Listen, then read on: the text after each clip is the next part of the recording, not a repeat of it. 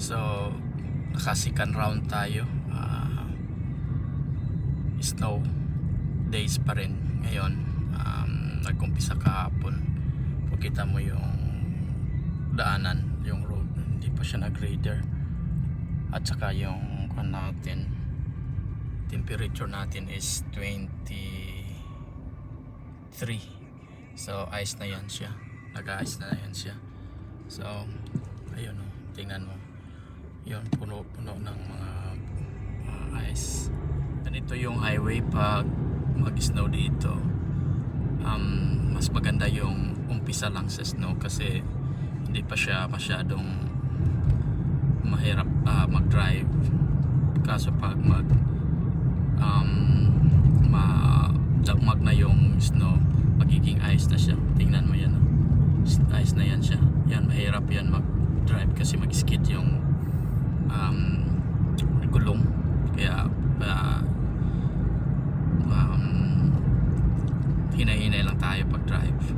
Pero dito naman papasok tayo sa interstate. Yung interstate kasi may mga doon maintain ito ng federal, kaya maganda naka-grader na siya. Yan. So ganda siya tingnan. Kita mo yung sa daanan sa kabila. Yan. Paspas yung driving sa iba kasi maganda man to. Maganda na siya tingnan. Pero hindi tayo magkumpiyansa, kaya hinay-hinay lang tayo. Pero yung sa kabila, kita mo yung may mga ice na yan siya. Pero ito naka-grader na, so hindi siya mahirap drivean. Maganda siya. Yan, kita mo yun sa kabilaan.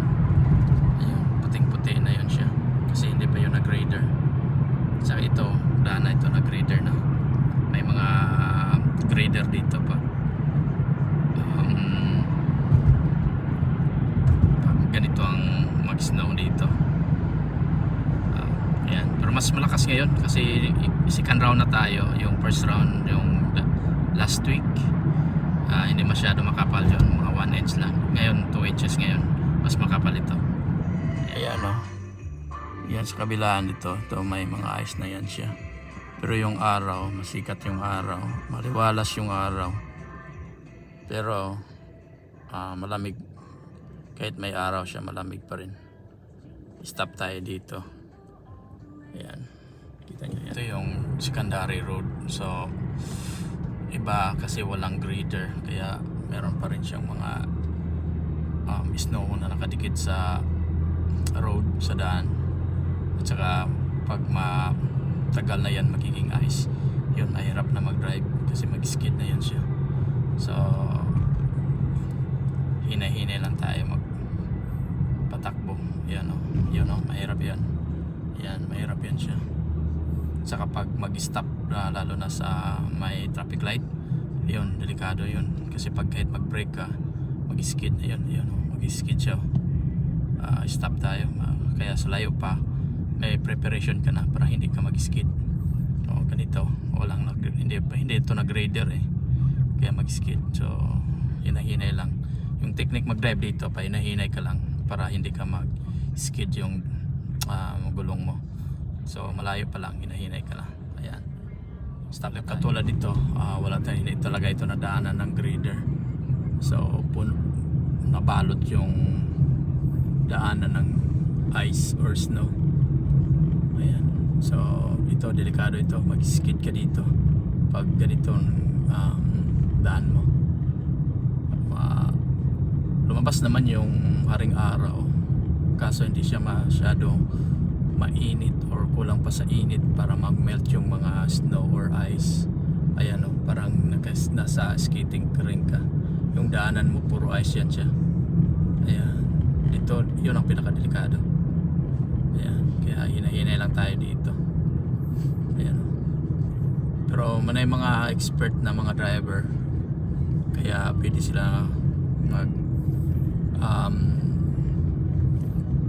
faster driving. Ayan may isa pa ka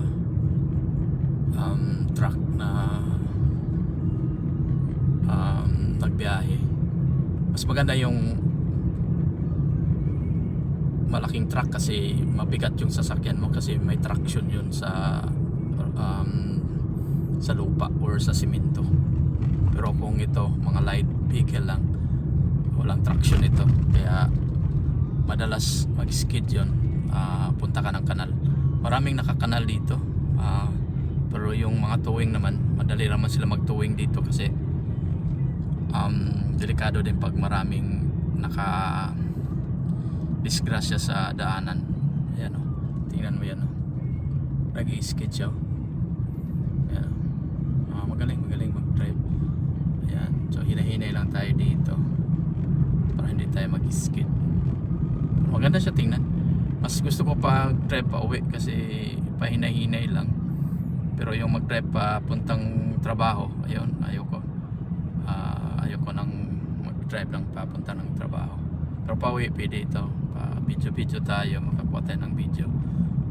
Hinahinay lang yung pag-drive natin. Ayan o, may makakuha pa dyan o, delikado pag mag-curving ka.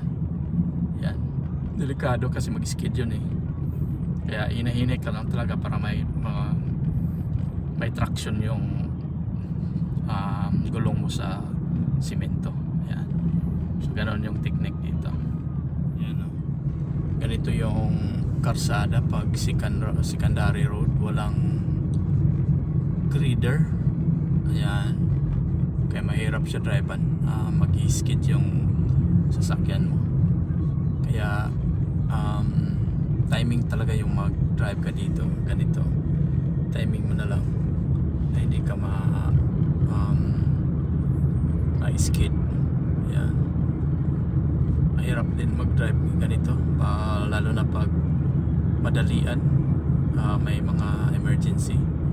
Kaya ganun talaga mag-drive dito, pa hinahinay lang, lalo na pag mag-curving ka,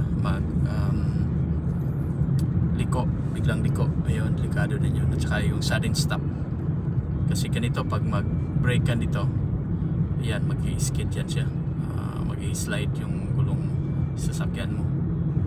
Ayan, pag ganito mga secondary, wala nang hindi masyado madaanan ng mga grader. Hindi kasi ito ginagamit ng maraming commuters, kaya walang nag-maintain dito under kasi ito ng city. Ayan, pero maganda siya drivean kung pauwi. Ayan, ito downhill. Ayan, hinahinay tayo. Pag makita mo yung tinaanan ng gulong, may mga nasasakyan na nauna sa atin, dito tayo, dyan ka dadaan kasi may mga marka pa sa mga gulong, tsaka may simento yun, may traction sa simento. Kasi dyan kasi sa kabila puro ice yan siya, kaya may skid ka talaga dyan, parang naglaro ka ng skating ring. Kaya ganito, mahirap mag-drive pag ganito. Okay lang kung may na-grader na siya kasi clear na yung daan. Ayan o, yung mga nauna sa atin, kaya hinahinay lang tayo kasi minsan mahinay lang din sila. Kaya pag brake mo nito, ganito, mag brake ka nito, mag-i-skid yun, sumasayaw yung sasakyan mo. Kaya pag ganito mag-drive, hinahinay lang talaga. Ayan, hinahinay ka lang talaga nito kasi hindi ka maka-stop nito ng biglaan. Ayan o, may mga magagaling na mag-drive tulad nito, mag-overtake sa atin. Ayan o, ayan, ayan, tingnan natin kung mag-skid siya, mag-brake. Ayan, ayan, so hinahinay lang tayo. Ganito yung parang bulldozer dito. Yan siya. Yan yung parang grader dito, pinaka-grader dito. Itong interstate kasi ito, kaya na bulldoze siya, na grader siya. So na-traffic tayo dito. Hinahinay lang tayo. So maganda yung naka-grader kasi yan wala na siyang snow or ice. Yan, so pwede na siya Marami kasing dumadaan dito na sasakyan kaya ginagrader nila. Ayan. Pero makikita mo sa tagiliran may mga snow or ice pa dyan. Ito yung mga grader dito. Ayan, yan ang mga grader dito. Ayan siya. Yan ang mga grader dito. Nag-grader yan. Ayan. So, makita at least kita tayo ng grader. Secondary road na ito, pero minsan may nagdadaan na grader. Yung nakita natin kanina. So, maswerte tayo kasi hindi covered yung simento ng snow. Kaya maganda siya drivean. Kasi pag ganito, lalo na mga 2 inches, mahirap na yan sa drivean. Kasi parang yung gulong mo baon na siya sa snow or sa ice. O ganito, ito mahirap ito kasi walang radar na, or hindi na sila dumaan dito na nag-bulldoze. Walang nag-bulldoze dito. Kaya covered siya ng ice or snow. Ayan, ito mag-skid siya dito. Mahirap ito drivean. Kaya hinahinay lang tayo. Ayan o. Ayan o, mapipil mo sana yan o, may grader na naman o. Yan yung grader, pero hindi naman niya ginagrader. Ayan. Yun ang mga grader dito or bulldoze. Nagpo-bulldoze or lilinis ng daan. Ayan. Mapifeel mo yung gulong na umarangkada. Parang nagkuhan siya. At saka yung mag-skid, mag-slide yung gulong mo. Sumasayaw yung sasakyan. Kapag ganito, hindi pa nadaanan ng grader. Ayan. Parang covered talaga siya ng ice yung simento. May araw naman siya, little bit cloudy, pero hindi to makamelt ng ice or snow dito sa daanan. Pag snow kasi pag may ang weather na ulan or may precipitation, liquid kasi ito tapos sa temperature, may timpla ng temperature kaya nagiging snow siya. Tapos malamig na siya masyado, magiging ice na. Ayun, yun ang bakit meron tayong snow. Ayan o. Ito, mahirap ito drivean kasi covered pa siya ng ice or snow dito. Kaya ito may magkuhan siya. So, hinahinay lang tayo para hindi tayo ma-skid. Ayan, ito yung mga secondary road na hindi covered ng mga grader. Kaya mahirap drivean. Hinahinay ka lang talaga dito, may skid ka yun. Yung ibang sasakyan, dyan lang, standby na lang yan dyan. Kasi delikado pag magbiyahe. Lalo na yung mga fragile, yung mga gamit nila or cargos nila na mga fragile. So hindi na sila magbiyahe. Ayan. Ito covered talaga siya ng snow. Hindi pa siya nagdaan. Ayan. Nag-skid yung mga sasakyan covered pa ng snow. So dito tayo dadaan. Ayan, dito tayo ayan, dito puting-puti pa talaga walang nagdumadaan dito. Ayan, nag-skid yan siya, delikado. Ayan, so hinahinay lang tayo dito. Ayan, mahirap kasi pag magpuilo ka ng drive, kaya mahirap siya. So technique dito pa hinahinay ka lang. Covered talaga siya ng snow or ice, walang nag-grader dito. Yan, mapifeel mo na sumasayaw yung sasakyan mo.